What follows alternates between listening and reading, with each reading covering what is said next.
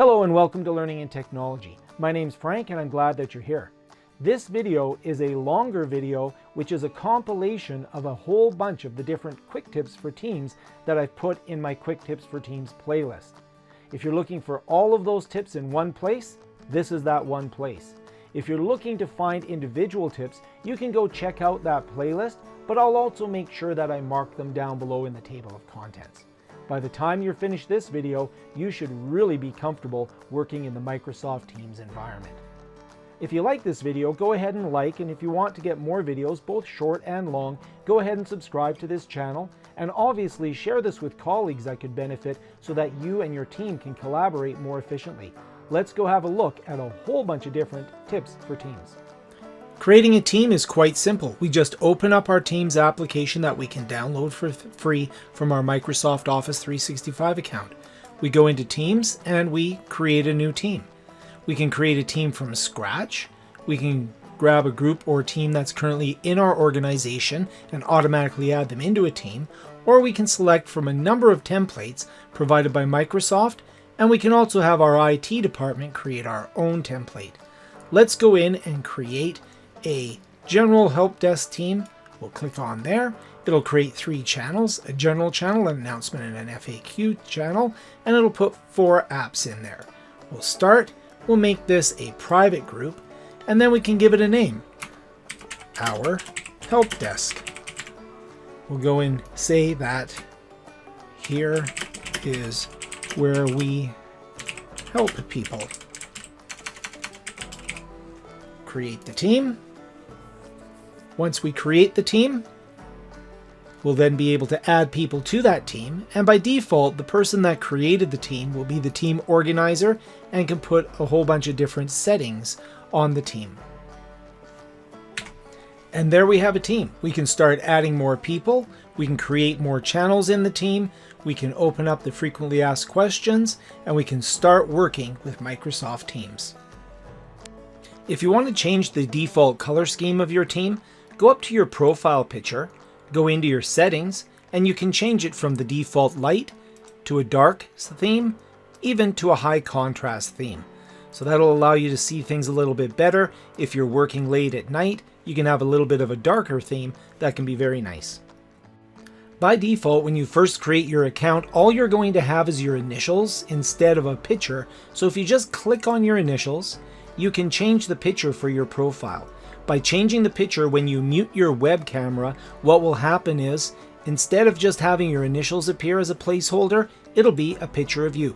So we'll go ahead and upload a picture. We'll choose a picture that's a headshot, and that now becomes my picture for all of my Office 365 apps. I'll save that. And now, when we close this, if I go into a meeting, if I have my web camera muted, I'll join this meeting. And you'll see that instead of just my initials appearing, people will be able to see who I am by having a picture of myself instead of just initials. This personalizes the meeting environment, and it helps when we're switching between web camera enabled and web camera disabled. One of the beautiful things about Microsoft Teams is that we have this single portal where we can see everything that's going on. We can, work on documents and such. But how do we know when things have changed or when something needs our attention? You'll notice on the side here that underneath these 2 channels that they've been bolded. So that means that something has happened here. And that means I can go in there and see that. But what if I want to be notified? Well, no problem. If I go into my profile picture and go into settings, there's this notifications option. Underneath notifications, I can receive an email if I miss some activity. So if I'm logged outside of Teams, what can happen is I can say, okay, every hour send me an update on what's been happening with my teams, or once every 8 hours, or give me a daily digest. In my case, I like to know as soon as possible because I use Teams for teaching, so I like to get informed if my students need my help right away. I can show the message as a preview. I can play a sound when a notification comes through. Maybe I'm in a lot of deep thought and I don't want a sound. I'll just be happy to get a preview message if something comes in. I can choose what I want, whether I just want when somebody mentions me, whether I want to create a custom setting in terms of what I'm going to have show up as a notification. So if somebody mentions me in the banner and in my news feed, it'll give me notification that somebody's mentioned me. Anybody sometimes mentions the team. All of these different notifications can be customized so that I'm notified. I'll go back into notifications here, settings and notifications. I can go in and create a custom setting. I can say, tell me about all activity, and I can even go into, what do I want to be notified in relation to chat, meetings, people, or other types of notifications. This is a great way to customize when you get notified. If you're getting too many notifications, you can go in here and dial things down. If you're not getting notified enough, you can go in here and dial things up. I'm just going to put that back to a sound because I want to be notified of everything. Your status in Microsoft Teams is something that is both automatic but can also be influenced manually. So you'll see right now that I have a little green check mark next to my profile picture, and that's because my status is currently as available. If I hover on there, you'll notice I can set my status to busy, do not disturb, be right back, appear away, even appear offline. One of the cool things you can also do is set a duration for your status. So for example, let's say I'm going to be working on something and I don't want to be disturbed for the next 2 hours.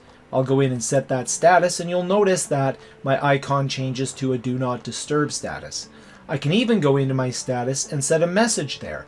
You can direct this at somebody by using the @ symbol. So if I do something like @Clark, and I can choose Clark Kent here, and I can say @Clark, I'm working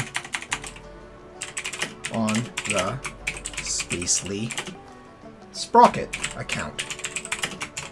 So everybody knows that I'm currently working on the Spacely Sprocket account. Well, Clark does because I sent a message to him. And I'll show this message whenever they try to message me for the next 4 hours. I'll say done, and now I've got a status message there. I could, of course, get rid of that status message, or I could edit it, and I could make that available to everyone. So that's an example of using your status, and I'll just go ahead to reset my status to available in Microsoft Teams. Hey everybody, so as you can see, I'm in a meeting. I've got a meeting running on my system, and I have a piece of paper, and I like crunching up pieces of paper. And you can see that that's making some noise that everybody can sort of hear while I'm working, crunching up this piece of paper. Maybe I'm, rustling a bag. Maybe I've got some noise in the background. Somebody's vacuuming, or somebody is, dogs barking, babies crying. So what I can do is I actually went into my system underneath my username here, and underneath settings, if I go to devices, I actually have my noise suppression turned off. That was just for the purposes of this demo. I'm now going to go in and I'm going to put noise suppression on high. And if I go back into my meeting here, so now I've got noise suppression on high. And I'm going to go in, and now I'm doing the same thing. I'm rustling the piece of paper, but you can see that the system is working to suppress that noise. Okay, so we have that in there. Now, it is important to bear in mind that a lot of microphone systems also have noise suppression on them, so your results will vary dramatically depending on whether your system already has microphone systems that support noise suppression, or whether or not you're working with a system that doesn't support noise suppression inherently in the devices themselves. But Office Teams actually allows you to put a Teams-based noise suppression as well. So lots of noise suppression out there to try to cut out this distracting background noise. So hopefully you're not hearing too much of it. So this tip is a little bit trickier. One of the things I have is you'll notice I have my desktop Teams client here, and I have my web-based Teams client here. If I go to my desktop and I decide to set up a new meeting, and I go to schedule a meeting, when I schedule a meeting, you'll either be on the older or the newer version of Microsoft Teams, depending on whether you've been upgraded or not. If you have a little plus sign here next to Scheduling Assistant, you've been upgraded and you're going to be able to use applications within a meeting. You'll notice I do not have that. So I'm just going to go in and Meet and show you what that means for me. When I go into Meet, and I've got my video muted here, so worldwide goals, and we'll go and join right now. So now I'm in this meeting. It'll take a few seconds. And one of the things that I want to do in this meeting is go into the chat. So I'm going into the chat, and I want to ask all of my participants what's their favorite color. Now the way we would do this in a discussion forum is use the @forms, and you'll notice it doesn't do anything. If I do @forms and I could put in a question, put in the question mark and blue or red, notice it just puts it in as text. It looks all weird. Okay, so we don't really want that in there. So what I'm going to do instead is I'm going to go over to my web-based client. And underneath my web-based client, you can see that there's currently a meeting here happening in the worldwide direction and goals. And I'm going to join the meeting here. I'll just close my camera there and we'll join this meeting. Actually, I'll close my audio here just so I don't get feedback. And there we go, we're getting feedback. So I'll just go here and close the audio there as well. So now I've got the microphone muted because I'm recording this. So now I've gone in and I've joined this meeting. I'm going to go into the chat and you can see how I got this weird question when I used the @forms. It didn't work out well. Well, if I'm in the web client and I do @forms, look what happens. I'm able to actually grab the Forms application to collect real-time data. So I'm going to go in here. I'm going to put in a poll here. I'm going to say, what's your favorite color? What's your favorite color? Spelt the English way. And I'm going to go in here and it's blue and it's red and other cool colors. Well, we like purple might be a choice as well. And we'll put in orange. Oh, all of these at once would be horrible. Now I can choose whether I want to allow people to have multiple answers, but because I've asked what your favorite color is, you should only have one favorite color. And I can share those results automatically, or I can even choose to keep those responses anonymous. I'll allow the results to be seen right away, one response, and I'm not going to keep them anonymous. Everybody's name is next to their favorite color. If I like how this looks, we'll just go ahead and submit. And now it's going to put that in the chat. Notice now it actually goes into the chat as an actual poll. So we go poll here, and I'm going to say my favorite color. Let's do purple. I'll submit that vote. And you'll notice now that purple is going to get 100% of the votes because it's just me in the meeting. I'm like, oh, well, when I said purple, I really meant blue. I actually prefer blue. It'll actually, because I'm only allowed to have one response, change my vote from blue to purple. So there's an example of how the web client actually beats the client here. Notice that if I invoke the quiz from the web client, it shows up in the desktop client just fine. And if I change my vote, it'll actually change it. I just can't create the poll out of the desktop client. So in this case here, you might even want to have the web client running just for the sole purpose of creating polls. If we want our team members to be able to find certain posts or announcements quickly, what we can do is we can pin them. So here I am under announcements. I'm going to start a new conversation. And you know what? We'll make this an announcement. So I'll go ahead and make this an announcement. And we'll call this safety rules. And I'll put some sort of, please read the safety rules. And then we'll have, some text in here for all the safety rules. So I'm going to go ahead and I'm going to make that announcement. So that's now part of this channel, the announcements channel. But what if I want to make it really easy for people to find? What I can do is if I go up to the ellipse here for the message, I can actually go in and I can pin this message. And you'll notice, so now I'll pin it, and you'll notice that I now have an icon here that changes to a little green pin. And what this does is if I go in, so let's say I'm over here in another channel, if I go over to this little information sign, you can see here that I've got a pinned post for this channel called Important Dates. If I go to announcements and hit the little information sign, you can see that on this channel, I have the safety rules as a pinned post. If I bring in another user, let's just go ahead and do that. So here I'm logged in as Clark Kent, so I'm a different user in here. But if I go into Clark Kent and he goes to his information, notice he also gets a pinned post of the safety rules.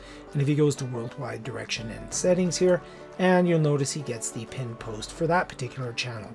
So this is a great way. You'll need to do a little bit of user training to get them into the habit of going to this information to find pinned posts. And obviously if you pin all of the posts, that just becomes clutter. But the idea is that this is a quick way to have special posts that the users can quickly find. Teams is a wonderful place. It's a portal, a centralized portal, brings together a lot of information. But we need to know, are people actually using Teams effectively? What channels are they working with? What features are they using? How often are they engaging with it?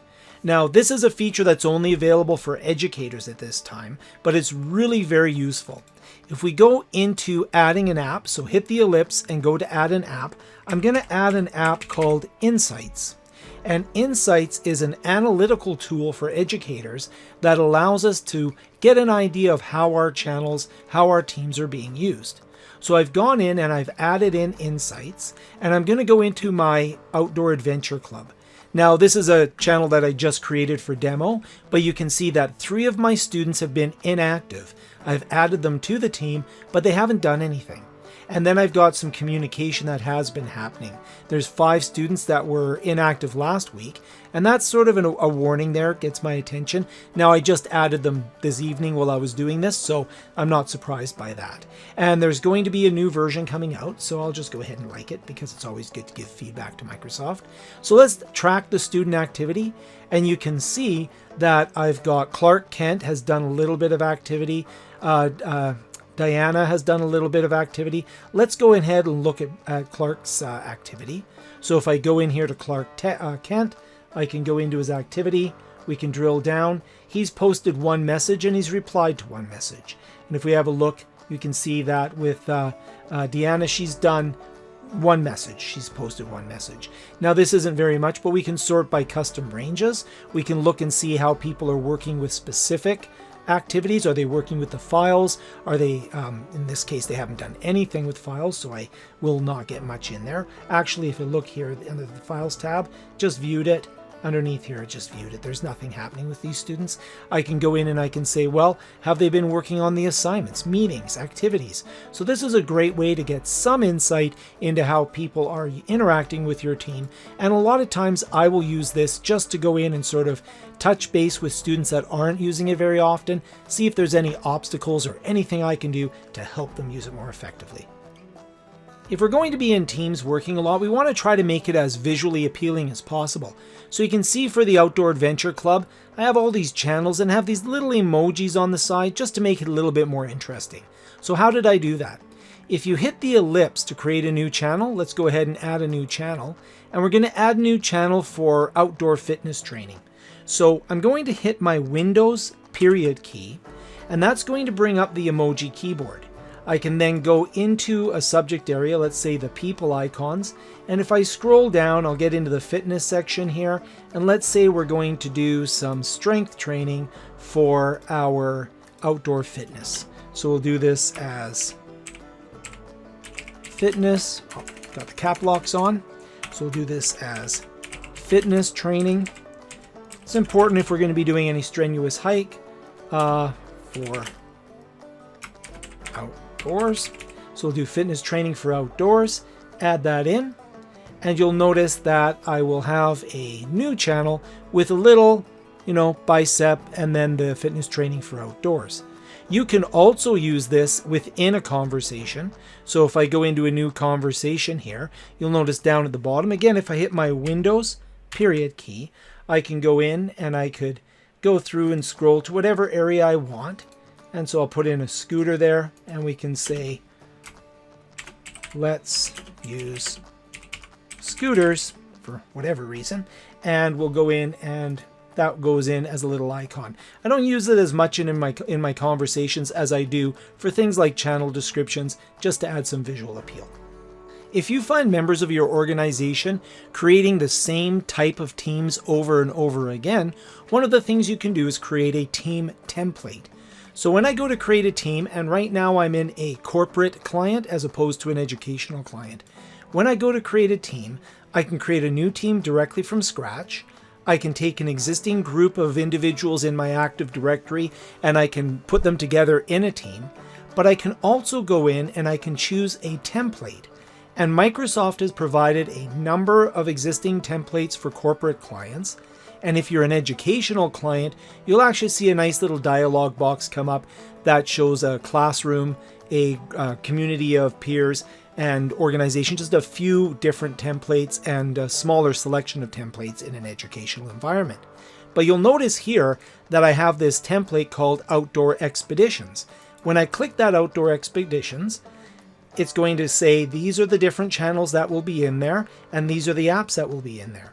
I'll hit Start, and I'll make this a public group. Everybody in my organization can join, and we'll call this our Vancouver Island hike, and this one will do the West Coast Trail. So we're going to plan a West Coast Trail, and we're going to plan that for 2021. And this is our planning. This is our hike plan. So we're going to have a community of people go out for a nice hike on the West Coast Trail of Vancouver Island. So it's going to create the team. It takes a few moments. So you can see it's created the team. Now the channels were hidden, so they're all hidden. So I can actually just go in and show these different channels if I want to. So we can just go in and just so I can show you here how they look. We'll go into all the channels here, and we will bring them onto the screen so that we can set that up automatically. I'll show you that in a moment. So now I have this great, generic template. I've created a nice template. I didn't have to put in all those channels. They were automatically put in there. And in addition to that, there's a number of applications that I also have put in there as well. And if you go in, I can drop them down. I can add different tabs in there. I can begin customizing the channel further, but that basic structure of the channel is built. Now, in order to do this, you can't do this as a user. You do need to get your IT team involved. So here I've gone in and I've logged into my administration center for Teams. And underneath the administration center, I can go into Teams and I can go into Teams templates. And to create a new one, you can see all of the ones that I currently have in there. This is the one that I just created, Outdoor Expeditions. I created this template so that I can make more teams using this template. To add a new template, I just go into Add, and I can create a new template. I can use an existing team as a template, and I can start with an existing template. One of the really handy ways of doing this is to create a team that's sort of not populated. It just has all of the channels, all of the applications that you want. Tell your IT department that you want to create more teams that are using it as a template, and they can simply go in here, choose to use it as a template, use an existing team as a template. Then they can go in and they will be able to go in and choose that team, the Vancouver Island Hike team. You can see it here, and they're going to now make another template based upon that. So you can see that we can, if we want as individuals, create a generic team, contact our IT department, ask them to add it in as a template, and then when we go in to create a new team, so if we go in to create a new team in our environment, what we can do is go into Teams, and we can go in and create a new team, and we can now go in here, create a new team. We can now use that as a template. So that's a great way of using templates in order to work with Microsoft Teams. When we're on our phones, there's this sort of feeling that we're always on. We're always there to respond to people. And what we really need to do is make sure that we have some time that we allocate just to ourselves where we're not going to be disturbed. So in Microsoft Teams, we do have a feature called Quiet Time. If I go into Teams, and I'll just go into my Teams here, and I'm going to go into my notification settings. And underneath my notification settings, you'll notice that I can block my notifications during something called Quiet Time. So if I go into that notification setting, I can set both quiet hours and quiet days. So if I go into set quiet hours, this allows me to set the time that I don't want to be disturbed. So let's say from 7 p.m. in the evening, or I'll say in my case, because I teach some night classes, from 9 p.m. in the evening, and I usually wake up pretty early in the morning, so we'll say from 9 p.m. to 6 a.m. I don't want to be disturbed. And then I can also put quiet days. So for example, if I don't want to be disturbed on the weekends, I can set Saturday and Sunday as days that I don't want to be disturbed. I can also choose, any of the days there. Now, in my case, I also teach some weekend classes, so I'm going to have to turn that off. So I don't have, maybe this is a big, thing on my work-life balance here. But anyways, I won't be disturbed during those quiet times, and I've scheduled that. You can also set it up as long as we're here. When you're active on the desktop, you won't be notified here. I can turn that on. So in this case here, if I'm considered inactive on the desktop if it's more than 5 minutes. So if I'm active on my desktop, I don't want my phone to start going off with notifications. And then also if I'm in a meeting, I can set it up so that I am either notified or not notified if I'm in a meeting. So in my case, I don't want to I want to make sure that I mute any notifications if I'm in a meeting.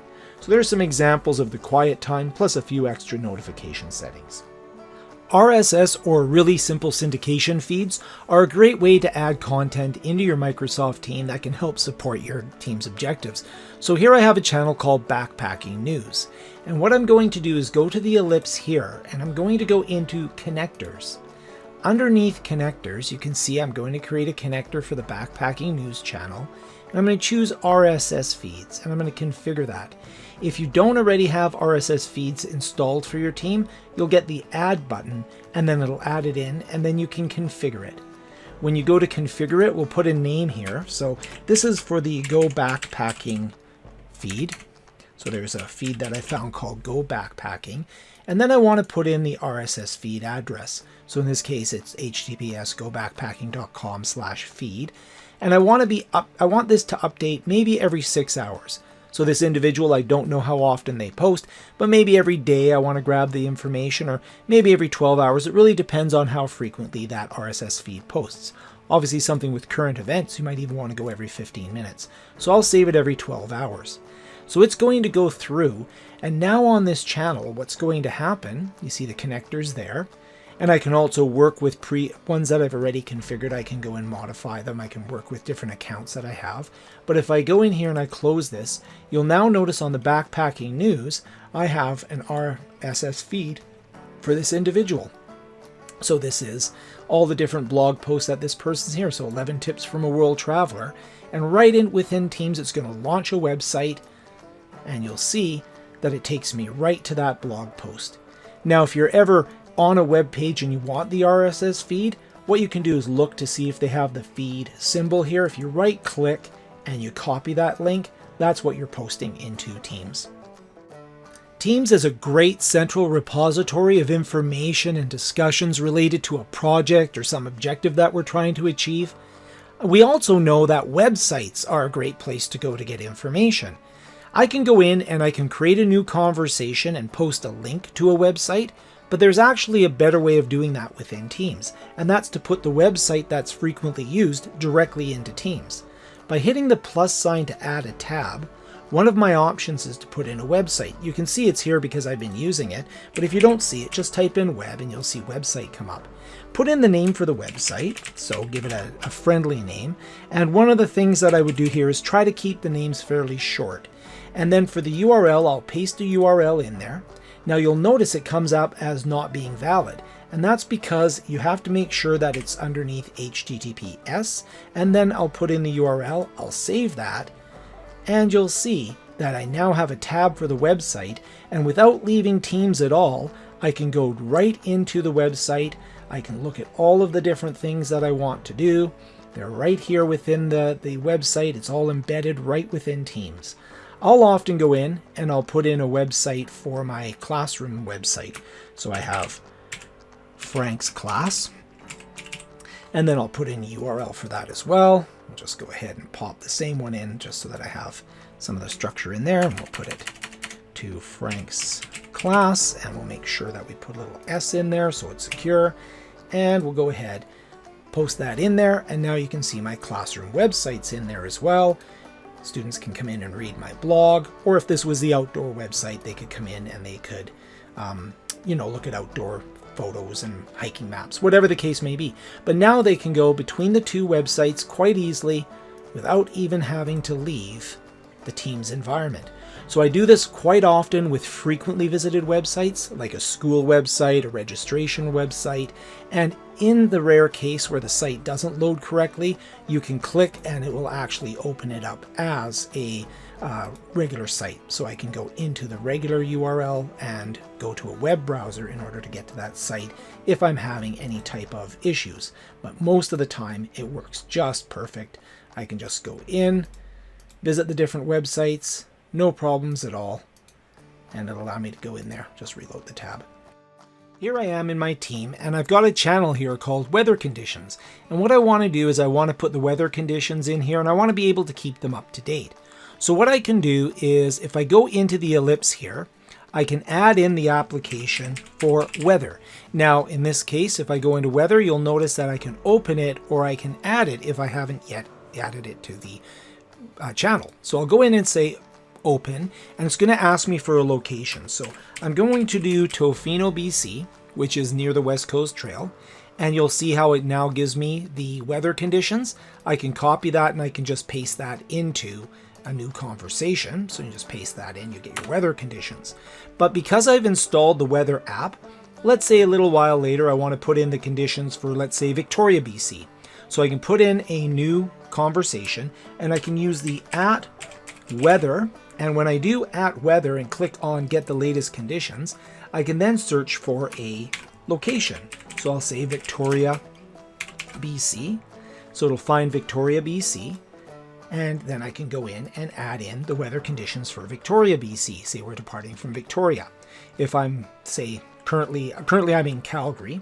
So if I want to do another new conversation, just to show you again, I can do @weather, spell it correctly. And again, I can go into the weather conditions and I can search for any location that I might have. So I'll do where I am right now, Calgary, Alberta, and we can go in there and get the weather conditions for Calgary. Now you will notice a couple of things. Right now it's all in Fahrenheit. That's sort of the default there. If I go more details, it will bring up the forecast web page, and that brings me out to a web page where I could then go in if I really wanted to, and I can go Celsius instead of Fahrenheit. So you can see I'm currently sitting at 0.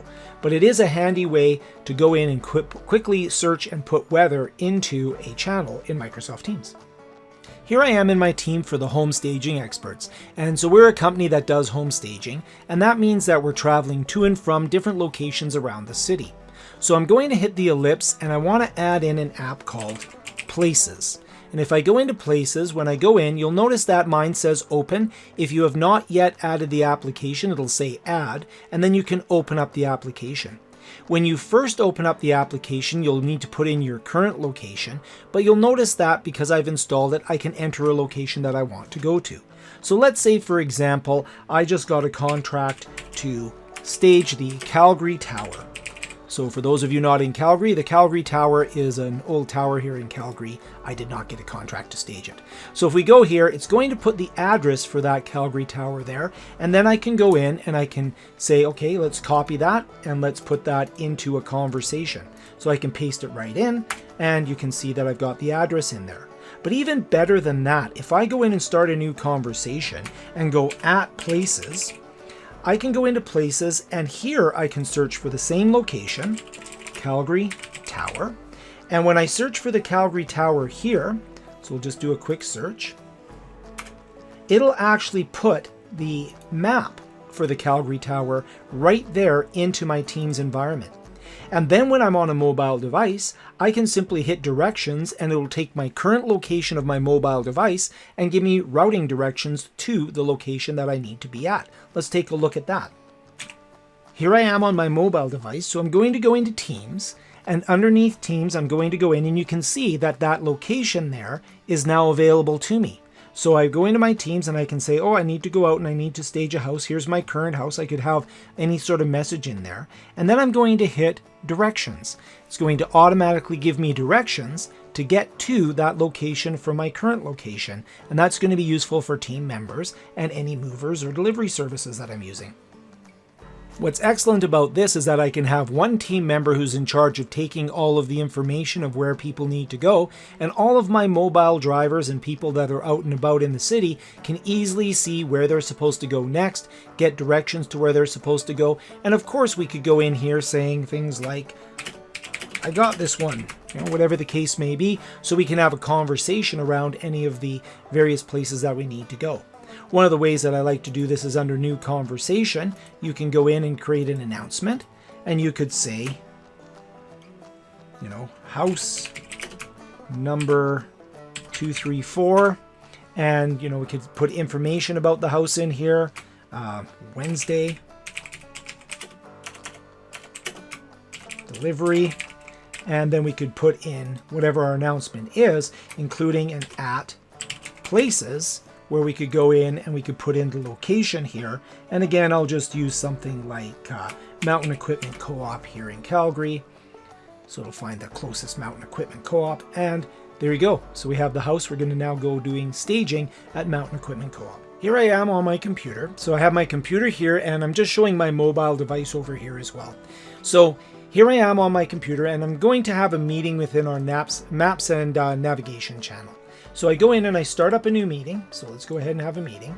And the meeting experience opens up on my desktop. I'm just going to mute the mic so I don't get feedback. And we're now meeting on the desktop. This is my typical meeting. You can see here, I'll just bring this window down a little bit. And I'm working on my desktop, having conversations, talking about maps and navigation. And then it turns out that I want to go with my mobile device and maybe go to the map room in my cool outdoor adventure club. So what I do is I grab the Teams app on my phone, and when I open that up, you'll notice that at the very top here, it says that there's a meeting currently in progress. So I can go and join that meeting that's currently in progress, and my meetings client will ask me, do you want to add this device to the meeting, or do you want to transfer this meeting to the device? So when I say transfer the meeting to the device, I will now go in and transfer the meeting over here, and it will take me from my computer application and it will transfer me over to my mobile application. And now if I go in here, I can walk around, I can use the video, I can use the audio, and I can use my mobile device because the meeting has been transferred. So if we want to make the team look a little bit more visually appealing, I've already shown you how we can put icons in the channel names, and we can also go in and we can change the theme of the team by going into settings and make it maybe the dark theme here. But what we may want to do is also change this icon here. So to do that, if we hit the ellipse and we go into manage team, underneath here, we can hit the little icon there that allow us to change it. We can upload a picture. So we'll go ahead and upload a picture here. I'll go into the pictures and we'll go into backgrounds. And actually, let's take a picture of the West Coast Trail. We'll take Owen Point there. We'll go ahead and upload that picture. We'll save it. And that just makes it a little bit more visually appealing, and also allows people to sort of find the team a little easier because they'll be able to identify that image with it. If you want to do an extreme customization of the way that Teams looks, take a look at my other video on how to create a team website using SharePoint.